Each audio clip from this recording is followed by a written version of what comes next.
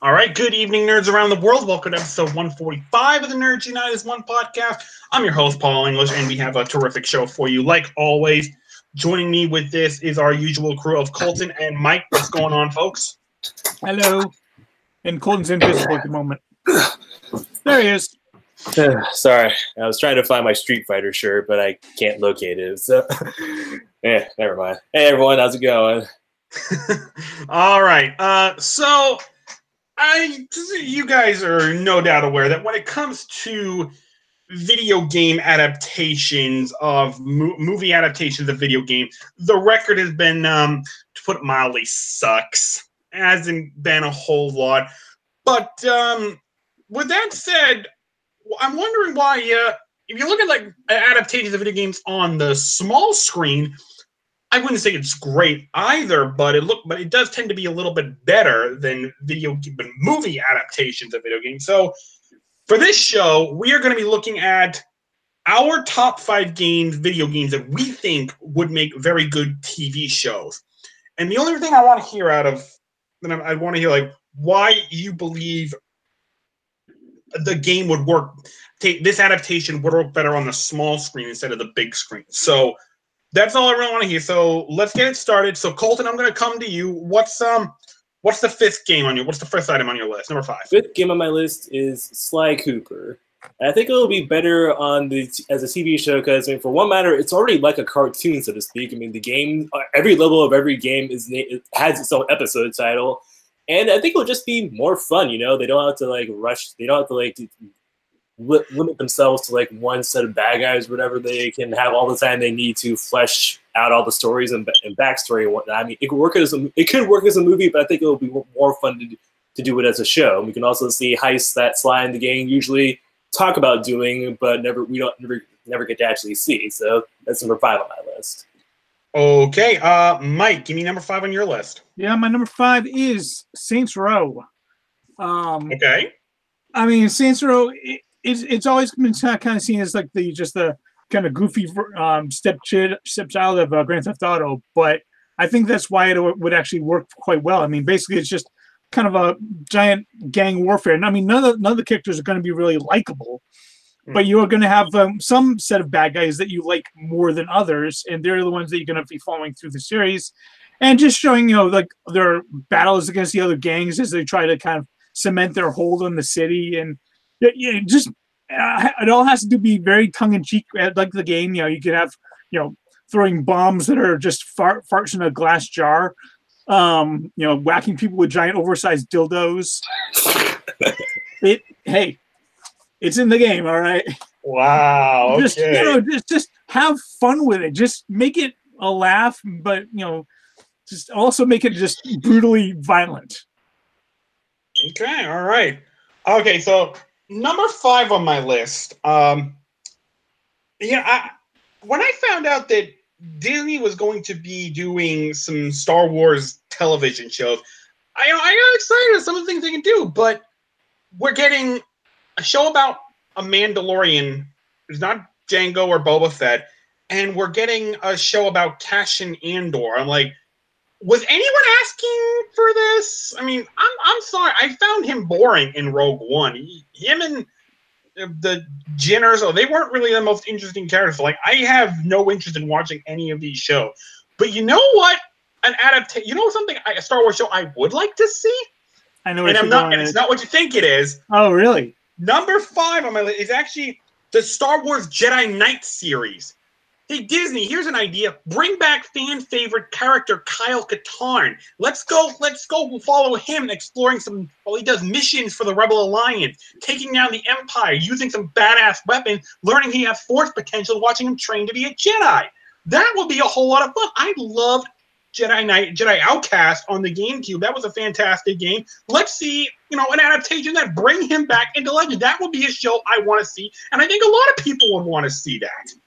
I know everyone's expecting Knights of the Old Republic, and yes, I'd like to see that too. But number 5 is the Star Wars Jedi Knight series. Let's bring back Kyle Katarn, please. Sorry. What was that, Colton? I said I was expecting Star Wars Bounty Hunter, actually, the Jango Fett game. Oh, no. Looks like I fooled you both. Okay, so yeah, that's number 5 on my list. That's definitely interesting. have to adapt in interesting ways because Dark Forces already kind of started where with what has been now assigned to Rogue One. So, yeah, I still like the okay.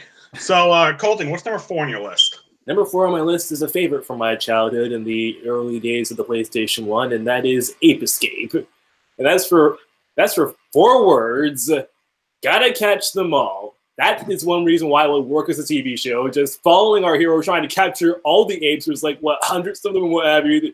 Just whenever you use the monkey radar on them, we found out that they have their own personalities and like character traits and everything. It would be so fun to see like whichever character they choose to play with, whichever character they choose to use, or they can use all of them. Seeing them trying to capture all the monkeys and all the hijinks they can get into as they travel across time.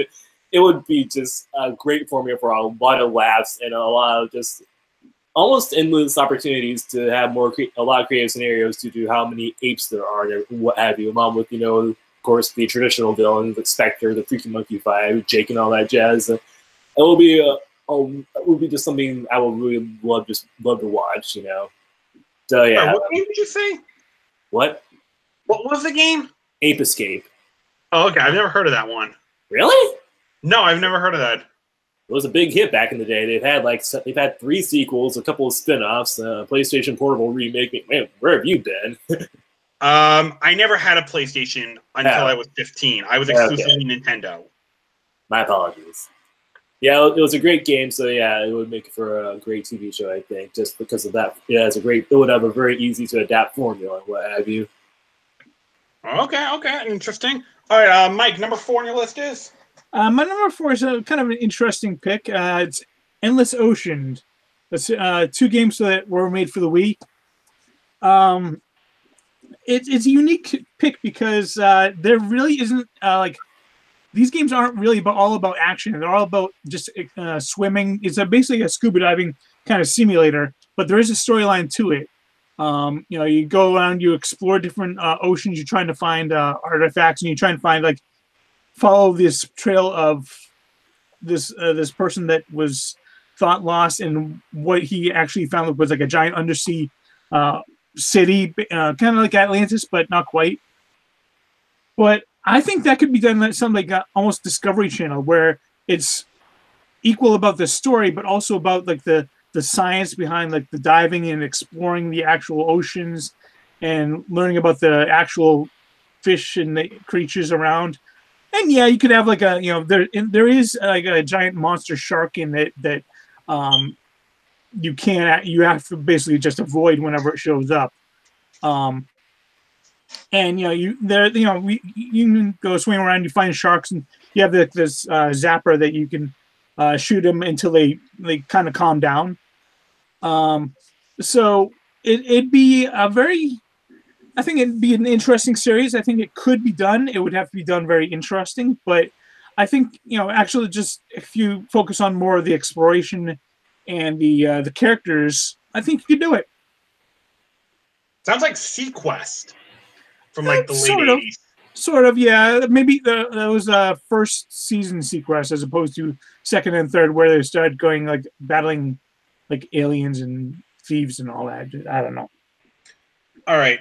So number 4 on my list is a game franchise that whatever studio, I can't remember because I hated this movie. They already tried to make a film adaptation of it, and it bombed miserably because there is so much lore and history established in this franchise. There's no way you can cram it into a 2-hour movie. I'm talking about Assassin's Creed.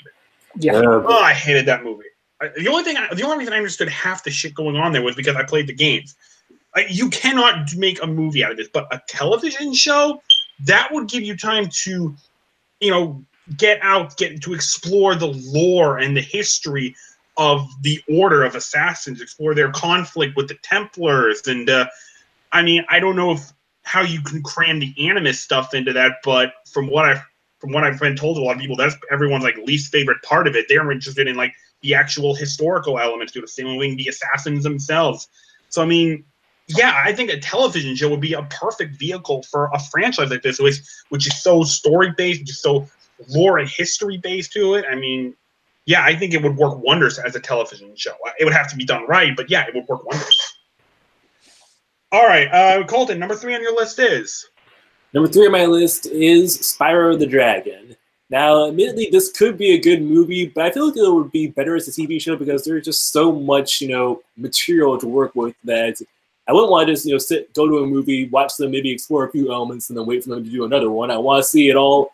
I want to see everything, So a TV show, they would have way more time and money and just maybe not more money, but they have a lot more time to be creative and work in as much as they could. And given how the games got a lot more mature as they progressed, a TV show could also reflect that, starting off with the more kid-friendly, humorous side of the story and then getting more and more dark as we find out more about Spyro and his past and what have you.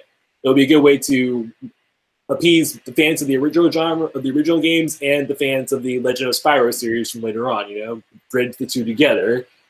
And so yeah, that's why I would like to see Spyro the Dragon being done as a TV show as opposed to a film. Okay, Mike, number 3 on your list is? Number 3 on my list is my all-time favorite PC series, Thief.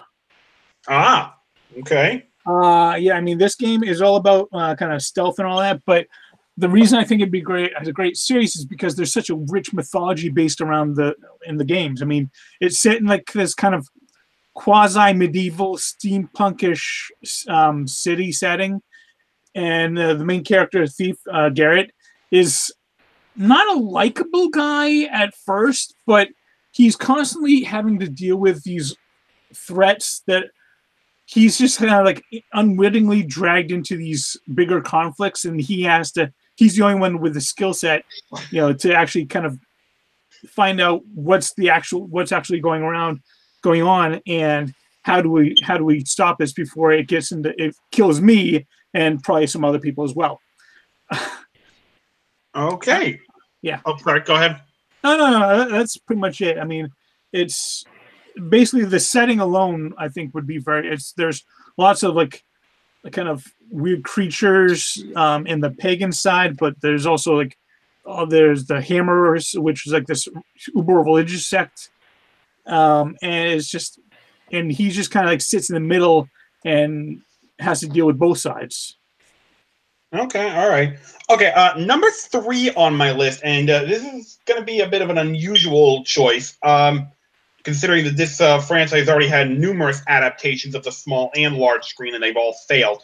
And that's Paper Mario. Now, I know that Mario as a character has already gotten numerous small and big screen adaptations. They've all failed. The reason really being that is that Mario, when you get right down to it, he has no personality. He's basically the quintessential good guy, rescues damsel from bad guy story. But if you look at Paper Mario, those games, Mario always picks up a lot of companions to travel around, and those companions tend to be very interesting characters. They have unique personalities. They have a lot of unique things to say depending on the locations that they're in. And I think a television show based on it would work very well because you wouldn't have to try to give Mario a personality or anything. You could just focus on the side characters and how focus on his companions and make them interesting. And that would really work. And if you need proof of that working, look at Warner Brothers' old Tasmania cartoon show from the early 90s. The Tasmanian Devil has no personality, but that show ran a long time because the side characters that he would always interact with, they were interesting, they were funny. And I think a similar kind of formula would work with a Paper Mario-based television show. Give all the personality, give all the quirks, the development to the side characters and how they interact with Mario. I think that would work really well. I think that would be a fun and interesting show to watch. I wonder where Mike went on that. Okay. Colton, what's number 2 on your list? Number 2 on my list is the only game on this list that I never actually personally played, but I've seen enough clips that it looks pretty cool, and that is Metroid.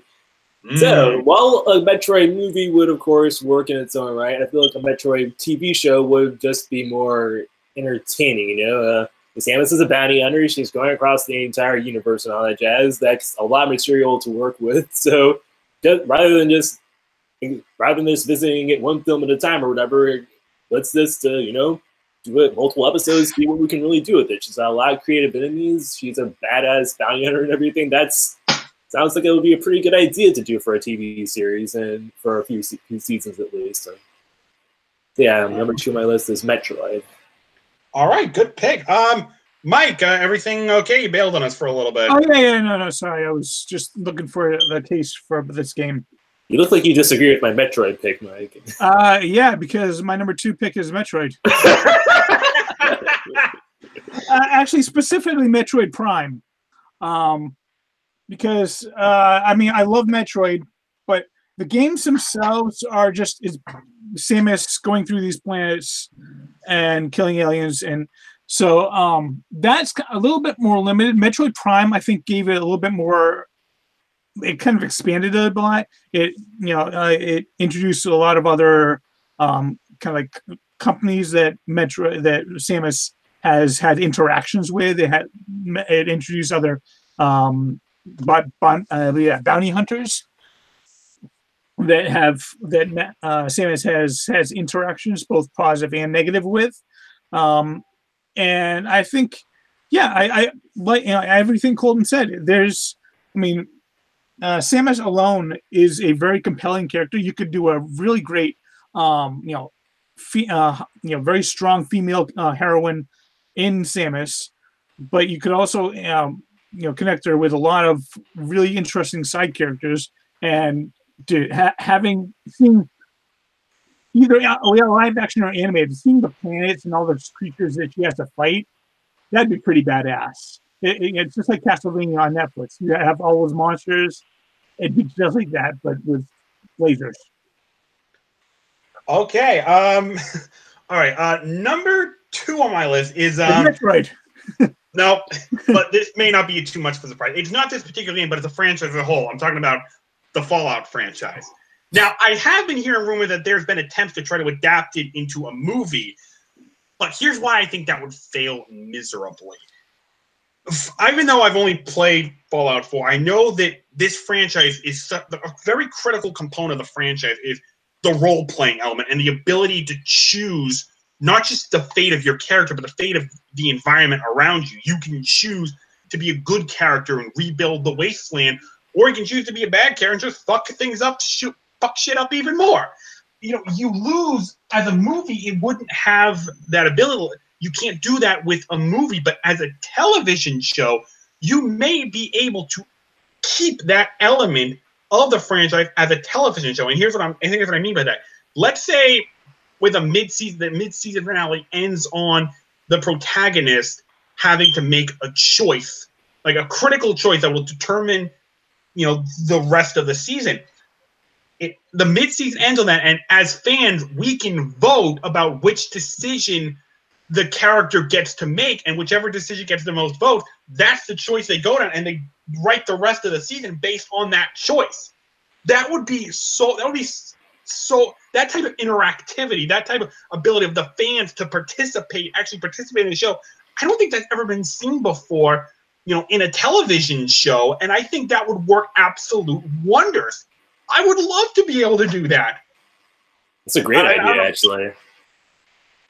So if any studios listening, forget the movie, make Fallout a television show, and put that in. You would have so many viewers. All right, guys. So Colton, I'm coming to you. What's number 1 on your list? Number 1 on my list is actually pretty similar to your number 2, and it is the game for the PlayStation 3, Infamous.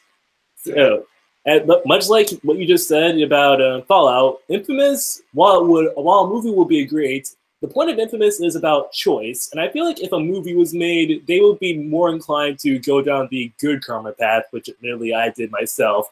But I feel like a TV show, they would give them much more free reign to explore both good and bad karma and the full consequences of either decision, Like they wouldn't have to be pigeonholed into just making sure that Cole stays on the good path. If they wanted to have him go straight down the bad path for a season or so, they could do that, and then they could see what happens next if they decide to make it go down the good path, and they could fully explore it rather than it just coming across as a shocking twist or whatever during a movie or during a film would probably do. Like, for example, the way that Infamous 2 ends, I mean, if they actually went down the way that, there's one part in Infamous 2 when Cole decides to switch powers with either Nyx or Quo, and depending on which choice you make, they could actually really go down a really compelling story arc. Like Quo threatens to hunt Cole down after he joins up with Nyx during the game, or what have you, and seeing the show actually following that story arc would be pretty cool. Whereas I think the movie would be more inclined to make sure that Cole goes with Quo instead. So yeah, that's my number one, Infamous. Okay, Mike, you seemed a little upset by that choice. Why is that? Please tell me you didn't pick Infamous. And I had it picked Infamous actually, but so as to diversify things a little bit more, I pulled out my next best choice, Mass Effect. Okay. Yeah, I mean, Mass Effect, love the series or hate the series. I mean, most people do love the series, but they're ambivalent about certain elements of it. But what it did great is it showed this massive, massive universe of aliens, of technology, of places, of people, of just things you could explore. And you can have it set like maybe 50 years before what happened, the effects of Mass Effect. You can have it set at 100 years after the effects, Mass Effect 3. But the only problem with this, and the reason it wasn't originally on my list, is that you could not do that live action. Otherwise, the budget would be astronomical. You would have to do this animated, which, as it is, that could be pretty cool too, because you could have some really awesome action scenes with biotic powers going and some tech, flamethrowers and robots going around. So it could be pretty cool. And you could just take the mythology and just run with it. Just do complete, massive storylines with huge implications. So yeah, my original was Infamous, but now it's Mass Effect. I'm so sorry, Mike. Hey, the reason I chose Infamous is exactly why you picked it, because that would be a fantastic story. All right. Okay. Before I get to my number one, I did want to throw out a super quick honorable mention, but for the one that just made the list would be the Destroy All Humans game, simply because, I think it would be fun just to see humanity's self-righteous ass get stomped on by some 50s era aliens. I think that would just be fun. Okay.